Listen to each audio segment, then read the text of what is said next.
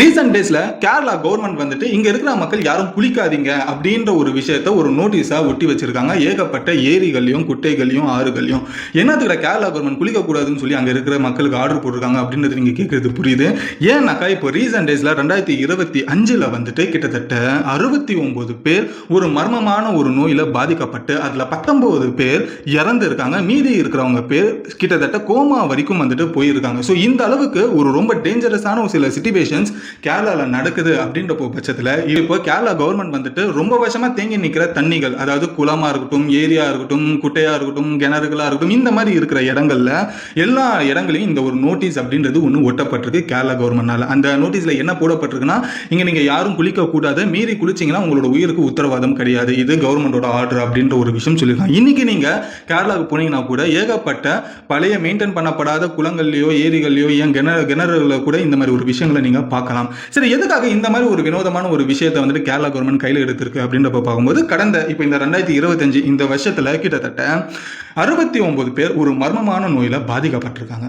அதுல கிட்டத்தட்ட 19 பேர் இறந்து இருக்காங்க. அவங்க ஏன் இறந்தாங்க அப்படின்றது இன்னமும் மர்மமான ஒரு விஷயமா இருக்கு. பட் அதுக்கான ஒரு சில விஷயங்களை கவர்மெண்ட் சைட்ல இருந்து சொல்லப்படுது. அது என்னன்றது பார்ப்போம். சரி, அந்த 69 பேரும் இந்த மாதிரி பாதிக்கப்பட்டதுக்கான காரணம் என்ன இருக்கு அப்படின்றப்போ மேலும் விசாரிச்சதுல இந்த 69 பேர் சொல்லி வச்ச மாதிரி வந்துட்டு ஒரு இடத்துல குளிச்சிருக்காங்க.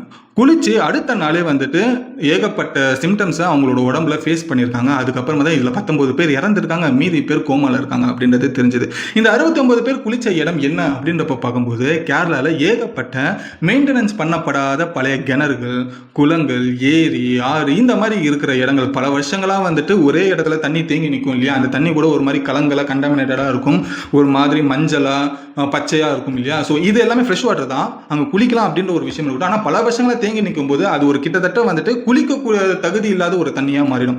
ஸோ இது தெரிஞ்சிக்காம இவங்க எல்லாருமே ஒரு இடத்துல வந்துட்டு குளிச்சிருக்கும் போது எல்லாம் வந்துட்டு ஃப்ரெஷ் வாட்டரில் தான் தேங்கி நிற்கிற தண்ணியில் குளிச்சிருக்காங்க.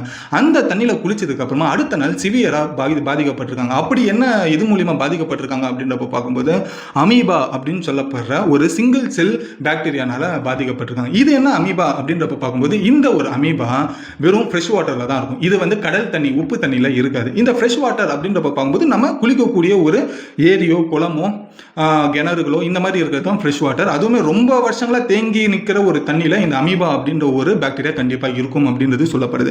இந்த ஒரு பாக்டீரியா நம்மளோட மூக்கு பகுதியை தான் குறி வைக்குமா. இப்போ நீங்கள் பழைய தண்ணியில் போயிட்டு அந்த பச்சையாக இருக்கிற தண்ணியில் போயிட்டு நீங்கள் போய் குளிக்கிறீங்க, குதிக்கிறீங்க, இந்த மாதிரி சில விஷயங்கள் பண்ணும்போது அது உங்களுக்கே தெரியாமல் மூக்கில் வந்துட்டு அந்த பாக்டீரியா ஏறிடுமா, அமீபா ஏறிடுமா. ஸோ மூக்கிலேருந்து ஏறும்போது டேரெக்டாக வந்துட்டு அது மூளைக்கு போகிற ஒரு வழியில் ஈஸியாக போய் ட்ராவல் பண்ணிடும். ஸோ அந்த மாதிரி ட்ராவல் பண்ணும்போது என்ன ஆகுது அப்படின்ற பட்சத்தில் உங்களோட மூளையை கொஞ்சம் கொஞ்சமாக அது சாப்பிட ஆரம்பிக்கும். ஸோ இதுக்கு தான் இது இன்னொன்று ஒரு பேருமே இருக்குது, பிரெயின் ஈட்டிங் பாக்டீரியா அப்படின்னு சொல்லலாம், பிரெயின் ஈட்டிங் அமீபா அப்படின்றது சொல்லலாம். இது உங்களோட மூளையை கொஞ்சம் கொஞ்சமாக சாப்பிடும் அப்படின்றது நான் சொன்னேன் இல்லையா. அப்படி பண்ணும்போது நீங்கள் கொஞ்சம் கொஞ்சமாக உங்களோட ஞாபக சக்தியை இழக்க ஆரம்பிப்பீங்க. ஒரு கட்டத்துக்கு மேலே உங்கள் தலை வந்துட்டு ஒரு மாதிரி வெயிட்டாக இருக்கும், தலைவலி எப்பயுமே இருந்துகிட்டே இருக்கும் விடாமல், கிட்டத்தட்ட ஒரு மாதிரி கேர்லேயே சுற்றுவீங்க. அதுக்கப்புறமா விடாமல் வாந்தி எடுத்துக்கிட்டே இருப்பீங்க. உங்களோட பழைய ஞாபகங்கள் எல்லாம் கொஞ்சம் கொஞ்சமாக மறக்க ஆரம்பிப்பீங்க. ஒரு கட்டத்துக்கு மேலே உங்களை நீங்களே மறக்கிறதுக்கான வாய்ப்புகளும் அதிகமாக இருக்குது அப்படின்றது சொல்கிறாங்க. அதுக்கப்புறமா என்ன ஆகும்னா இந்த ஒரு அமீபா வந்துட்டு ஒன்றுக்குள்ள அந்த மூலையில் ஒன்றுக்கு ஒன்று ஸ்பிளிட் ஆக என்ன ஆகும்னா நீங்கள் கோமாக்கே போகிறதுக்கான வாய்ப்புகள் இருக்குது. ஒன்ஸ் நீங்கள் கோமாக்கு போயிட்டீங்கன்னா கண்டிப்பாக நீங்கள் இறக்குறது உறுதி அப்படின்ற ஒரு விஷயம் டாக்டரால் சொல்லப்படுது. ஸோ இந்த அமீபா ஒன்ஸ் உங்கள் மூக்குக்குள்ளே போயிடுச்சு அப்படின்றப்போ அடுத்த ஒரு வாரத்திலையோ 2 வாரத்திலையோ நீங்கள் கோமாக்கு போய் இறக்கிறதுக்கான வாய்ப்புகள் அதிகமாக இருக்குது அப்படின்னு சொல்கிறாங்க. இதோட டெத்தோட ரேட் எந்த அளவுக்கு இருக்கும் அப்படின்றப்ப பார்க்கும்போது 97% டெத் கன்ஃபார்ம்டு அப்படின்றது சொல்கிறாங்க. ஸோ கிட்டத்தட்ட 3% மக்கள் தான் இதிலிருந்து தப்பிக்கிறதுக்கான வாய்ப்புகள் இருக்குது. அவங்களுமே கோமால தான் இருப்பாங்க அப்படின்ற ஒரு விஷயம் சொல்கிறாங்க. ஸோ இந்த அளவுக்கு ஒரு டேஞ்சரான ஒரு அமீபா தான் கேரளாவில் மிக பெருசாக எல்லா குட்டைகளையுமே குளத்துலையுமே வந்துட்டு பரவிக்கிட்டு இருக்கு அப்படின்ற ஒரு விஷயம் தெரிஞ்சுக்குங்க.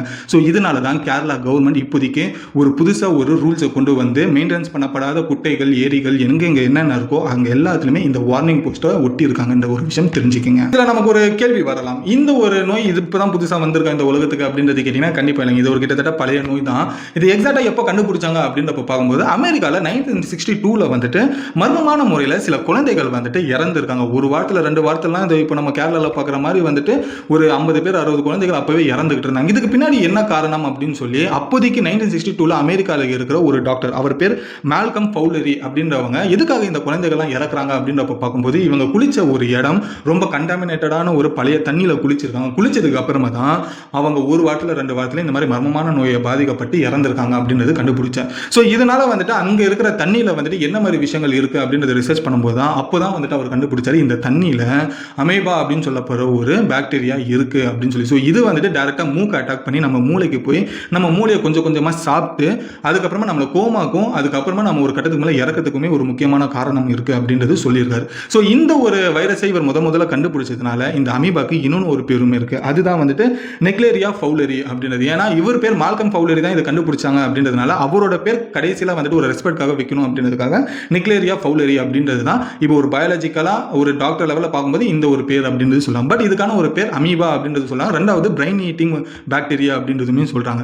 ஸோ இது வந்துட்டு 1962 2025 வரைக்கும் வேர்ல்டு ஃபுல்லாக உலகம் முழுக்கவே இது வரைக்கும் எத்தனை கேஸ் ரிஜிஸ்டர் பண்ணியிருக்குன்னா கிட்டத்தட்ட 700 800 கேசஸ் அப்படின்றது தெரிஞ்சுங்க.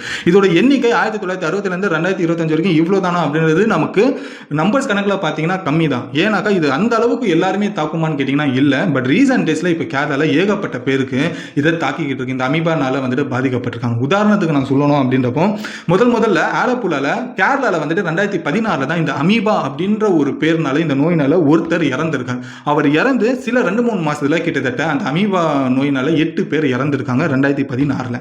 அதுக்கப்புறமா என்ன நடந்ததுன்னா 2023 2024 வரைக்கும் கிட்டத்தட்ட 36 கேசஸ் ரிஜிஸ்டர் செய்யப்பட்டிருக்கு. அதில் 9 பேர் இந்த அமீபானால இறந்திருக்காங்க அப்படின்றத தெரிஞ்சுங்க. அதுக்கப்புறம் 2025 இப்போ முன்ன சொன்ன மாதிரி 69 கேஸில் 19 கேஸ் இறந்துருக்காங்க. மீதி பேர் வந்துட்டு சிவியராக பாதிக்கப்பட்டிருக்காங்க அப்படின்றது தெரிஞ்சுங்க. இது ஏன் இப்போ கேரளாவில் வந்துட்டு பயங்கரமாக இருக்குது அப்படின்றப்ப பார்க்கும்போது உங்களுக்கு ஒரு உதாரணம் சொல்கிறேன்.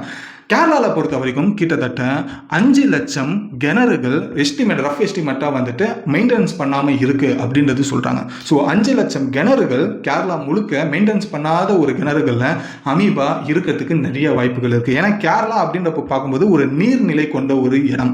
ஸோ அங்கே ஏகப்பட்ட குளங்கள் இருக்குது, ஏகப்பட்ட ஆறுகள் இருக்குது, ஏகப்பட்ட ஏரிகள், ஏகப்பட்ட கிணறுகள் அப்படின்ற ஒரு விஷயம் இருக்கும்போது அங்கே ஏகப்பட்ட இடத்துல நீர்நிலைகளில் வந்துட்டு மெயின்டெனன்ஸ் பண்ணாமல் இருக்கிறதுனால பல வருஷங்களாக அந்த தண்ணி ஒரே இடத்துல தேங்கி நிற்கிறதுனால இந்த மாதிரி அமீபா வரதுக்கான வாய்ப்புகள் இருக்கு. அங்கே இருக்கிற மக்களும் இதை தெரிஞ்சிக்காம குளிக்கிறதுனால தான் இந்த அமீபானால கடந்த 2016 2025 வரைக்கும் ஒன்னொன்னா இறந்துகிட்டே வராங்க இந்த அமீபா மூலியமா அப்படின்ற ஒரு விஷயம் தெரிஞ்சுக்கணும். ஸோ இதை வந்துட்டு எப்படியாச்சும் நம்ம தடுக்கணும் அப்படின்னு சொல்லி இப்போ கேரளா கவர்மெண்ட் இதுக்கான ஒரு முயற்சி எடுத்து எங்கெங்கெல்லாம் வந்துட்டு பாதுகாக்கப்படாத குட்டைகள், ஏரிகள், குளங்கள், அதுக்கப்புறமா கிணறுலாம் இருக்கும் அங்கே எல்லா இடங்களையுமே ஒரு போஸ்டர் ஒட்டி இங்கே குளிக்கக்கூடாது யாரும், அப்படி குளிச்சிங்கன்னா உங்களோட உயிருக்கு உத்தரவாதம் இல்லை அப்படின்ற ஒரு விஷயத்தை வந்துட்டு அங்கங்கே நோட்டீஸ் போர்டாக ஒட்டி வச்சிருக்காங்க. இன்னைக்கு நீங்கள் கேரளாவுக்கு போனீங்கன்னா கூட இதை நீங்கள் பார்க்கலாம் அப்படின்றது தெரிஞ்சுக்கங்க. வந்துட்டு எப்படி நம்ம சேஃபாக வந்துட்டு இந்த மாதிரி குட்டையிலேயோ குளங்களையோ குளிக்கிறது, எனக்கு குளிக்கிறது பிடிக்கும் அப்படின்றது சொன்னீங்கன்னா இதுக்கப்புறமும் நீங்கள் குளிக்கணும் நீங்கள் நினச்சிங்க அந்த அளவுக்கு உங்களுக்கு தைரியம் இருக்குது அப்படின்றப்ப பட்சத்தில் ப்ராப்பராக மெயின்டைன் பண்ணுற குளங்கள், ஏரிகள் இருக்கும் இல்லையா? ஸோ அந்த மாதிரி ஏதாச்சும் ஒரு இடங்கள் இருந்ததுன்னா குளிங்க. அதுவுமே வந்துட்டு மூக்குக்கு மாஸ்க் போடாமல் குளிக்காதீங்க. நீங்கள் குளிக்கணுன்றது ஒரு விருப்பத்தில் இருந்தீங்கன்னா அதுக்கு ப்ராப்பரான ஒரு முகத்தில் மாஸ்க் போட்டுக்குங்க. மூக்கு வழியாக எதுவுமே வந்துட்டு தண்ணி போகாமல் இருக்கிற மாதிரி ஒரு விஷயம் கொண்ட ஒரு ஸ்பெஷலான ஏதாச்சும் மாஸ்க் ஆன்லைனில் இருக்கான்னு பார்த்துட்டு அதை போட்டுட்டு குளிங்க. முக்கியமாக மெயின்டெனன்ஸே ஆகாத இந்த மாதிரி இடங்களில் குளிக்கிறத நிப்பாட்டிக்கிறது தான் இதுக்கான ஒரு சேஃப்டி ப்ரோட்டோகால்ஸ் அப்படின்றது. முக்கியமாக நீங்கள் குளிக்காதீங்க ஃப்ரெஷ் வாட்டர்னு சொல்லி எந்த குளத்திலையும் குட்டையிலையும் குளிக்காதீங்கன்னு தான் என்னோட ரெக்கமெண்டேஷனுமே நான் சொல்லுவேன். ஸோ இதுதான் இப்போ ரீசன்ட் டேஸில் கேரளா சந்திச்சுட்டு இருக்கிற இந்த ஒரு அமீபா அப்படின்னு சொல்லப்படுற ஒரு பிரச்சனை பற்றியான மொத்த இன்ஃபர்மேஷனும். இந்த ஒரு இன்ஃபர்மேஷன் உங்களுக்கு பிடிச்சிருந்ததுன்னா லைக் பண்ணிக்கோங்க. உங்கள் குழந்தைகளோ இல்லை உங்களுக்கு தெரிஞ்சவங்களோ யாராவது அடிக்கடி இந்த குளத்திலேயோ குட்டையிலையோ குளிக்கிறவங்கள பார்க்க இருந்தாங்கன்னா அவங்களுக்கு இந்த வீடியோ முதல்ல ஷேர் பண்ணுங்க.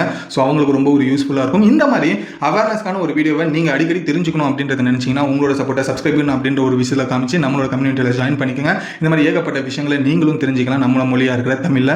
இந்த வீடியோ முடிச்சுட்டு நாளைக்கு ஒரு சூப்பரான வீடியோவில் உங்களை வந்து நான் பார்க்குறேன். Until then bye bye AB.